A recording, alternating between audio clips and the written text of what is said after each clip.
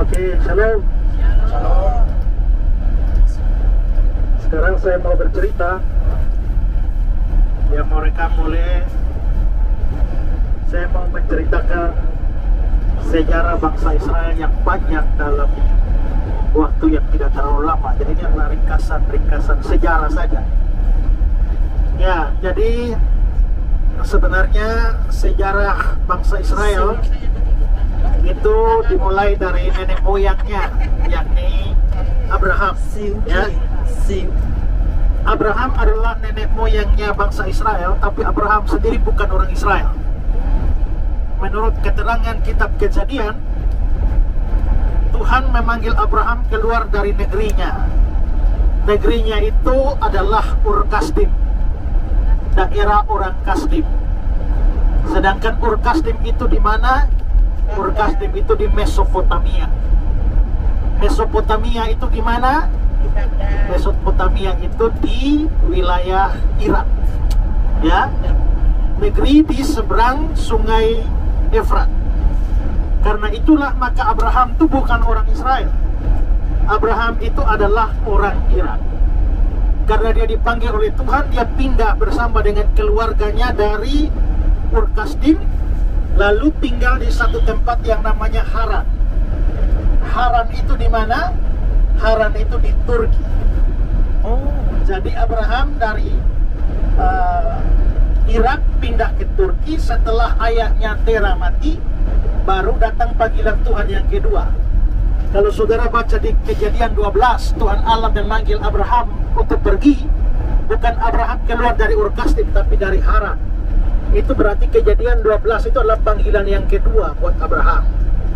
Nah, setelah dia dipanggil ke tanah yang akan dijanjikan kepadanya. Tanah apa? Itu tanah Kanaan. Pada waktu itu tanah Kanaan bukan tanah kosong. Tanah yang sudah diisi oleh bangsa-bangsa Kanaan. Nah, pernah ada orang yang tanya sama saya, kenapa sampai dunia begitu luas, kalau Tuhan mau kasih tanah buat Abraham, kenapa tidak cari tanah kosong saja, tapi harus kasih tanah yang sudah berpenghuni? Ya karena begini, kalau saudara ikut ceritanya Nabi Nuh, dia pernah setelah turun dari Batra, dia sempat mabuk. Lalu dia minum mabuk sampai telanjang, lalu anaknya yang namanya Ham itu melihat ketelanjangan dia, tetapi bahkan tidak menutup auratnya, bahkan terkesan mengolok-olok ayahnya. Sehingga saudaranya yang bernama Sem dan Yafet itu yang menutup aurat ayahnya. Setelah Nuh sadar, Nuh memberikan kutuk kepada Ham, lalu memberikan berkat kepada Sem dan Yafet. Nah, bangsa Kanaan itu adalah keturunan Ham yang terkutuk. Sedangkan bangsa Israel atau Abraham dan keturunannya itu adalah keturunan Sem. Jadi dari Sem turun berapa generasi itu baru sampai ke Abraham. Jadi Abraham disebut sebagai orang Ibrani, tapi bukan orang Israel. Kata Ibrani itu dari kata Eber, salah satu keturunan dari Nuh. Dari Eber itu muncullah kata Ibraniah, yang artinya orang yang menyeberang. Jadi orang yang menyeberang Sungai Efrat lalu pergi, itulah Ibraniah, Hebrew, ya. Nah, jadi memang tanah itu diberikan kepada keturunan Sem, yakni Abraham dan keturunannya. Sedangkan Kanaan itu adalah keturunan Ham. Dalam nubuatan itu, keturunannya Ham itu akan tunduk kepada keturunan Sem. Itulah sebabnya Tuhan memberikan tanah Kanaan yang adalah milik keturunan Ham itu kepada Abraham dan keturunannya yang adalah keturunan dari Sem. Ya. Nah, Abraham lalu akhirnya meninggalkan wilayahnya Irak dan Turki, lalu akhirnya mendiami wilayah-wilayah Kanaan. Dan seperti tadi dikatakan oleh Bola, setelah itu karena kelaparan Abraham akhirnya datang ke Mesir sini, ya. Nah, lalu selanjutnya keturunan Abraham lagi yang datang ke Mesir itu adalah Yusuf. Nah, dari Yusuf itulah akhirnya banyak bangsa Israel selama berapa tahun di Mesir? Orang Israel berapa lama di Mesir? 400, aslinya 430 tahun. Ya, 430 tahun. Dan setelah itulah pada zaman Musa itu mereka keluar dari tanah Mesir ini. Nah, keluarnya Israel dari tanah Mesir ini bukan perkara gampang, ada banyak masalah. Masalah paling pertama adalah formasi dan jumlah orang-orang yang ikut keluar. Kira-kira 600.000 laki-laki, betul seperti yang dikatakan tadi. Kalau ditambah dengan istrinya, itu kalau istri satu, kalau istrinya banyak, anaknya banyak. Jadi perkirakan kira-kira 2 juta orang keluar. Saudara bayangkan, ya kalau mereka bikin formasi bagi 4 kelompok, maka satu kelompok 500.000. Kira-kira susun bikin barisan 500.000 orang, panjang ke belakang berapa? Ya, ada ahli yang memperkirakan itu kira-kira 35 km satu barisan. Dan saudara bayangkan memimpin suatu pasukan barisan yang 35 km ke belakang, tidak ada sound system, ya, tidak ada radio untuk komunikasi, itu tentu bukan perkara yang gampang, ya. Lalu selain itu bangsa ini memang bangsa tegar tengkuk, makanya berulang kali Musa naik pitam dan jadi emosi ini gara-gara mengatur begini banyak orang, kira-kira 2 juta orang yang bikin ulah, itu masalah besar. Masalah yang kedua adalah masalah geografi. Kita sudah lihat seluruh ini model ke lautan pasir saja, ya. Dan ya begitu panas pada waktu siang hari, begitu dingin pada waktu malam hari. Tapi Tuhan memberikan perlindungan. Pada siang ada tiang awan, ada malam ada tiang awan. Ya, jadi masih bisa melewati.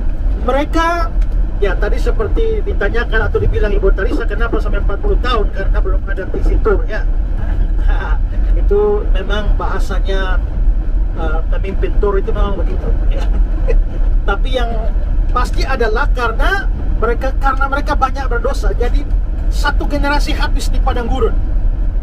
Dari yang lahir di Mesir, yang bisa masuk ke Kanaan berapa orang?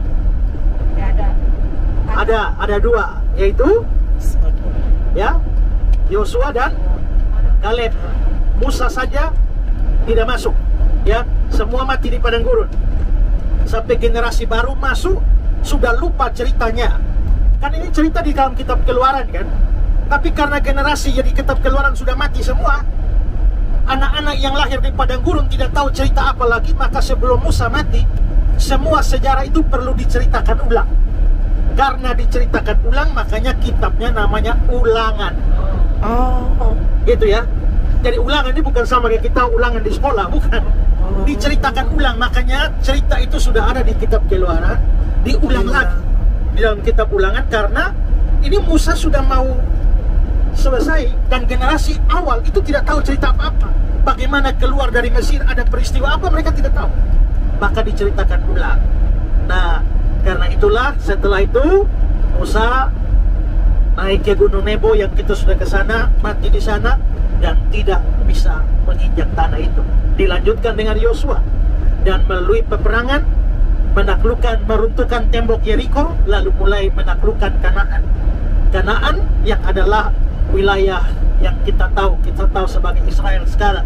Saya mau kasih tahu dulu bahwa sementara mereka mengembara di padang gurun, ada masalah ketiga. Masalah ketiga adalah masalah makan minum. Masalah makan minum, saudara lihat model kayak begini nih, ya. Mau makan apa, mau minum apa? Disinilah, ya, seringkali terjadi masalah air.